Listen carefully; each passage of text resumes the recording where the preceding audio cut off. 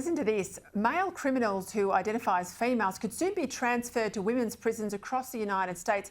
It's a radical new proposal being considered by the US Congress. The so-called Equality Act could follow the lead of even more radical laws in the state of California, which allow male inmates identifying as female to transfer to female prisons, even if they haven't undergone surgery or spent any time living as the opposite sex. For more on this, I'm joined from Canberra by Liberal Senator for Tasmania, Claire Chandler.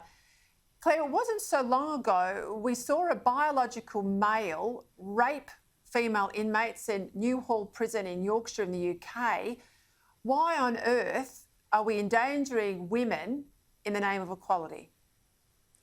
Look, I have no idea, Peter, why we are doing this. It is just outrageous seeing what is happening in some of these prisons. We know, like you say, it's happening in the US, it's happening in the UK. Just last night, I received an email from a women's rights activist in Canada who told me a story about a male offender being housed in a women's prison over there, a male sex offender, who then went on to abuse women in prison. So it is frankly unacceptable.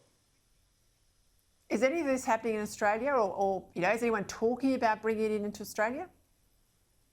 Look, it differs from state to state, Peter. My understanding is that some jurisdictions do have rules and regulations which allow inmates to go to prison based on their gender identity rather than their biological sex. So I think we do need to see some more transparency here and have a bit more understanding of exactly what these numbers are so that we can understand how female prisoners might be at risk in Australia. I'm sorry to finish so shortly with you. We ran over there with a doctor. I think it was an important conversation to have, but I really appreciate your time. I really appreciate you staying on top of all of this stuff because without you, I don't think women would have such a strong voice in Canberra. Senator Claire Chandler, thank you for your time.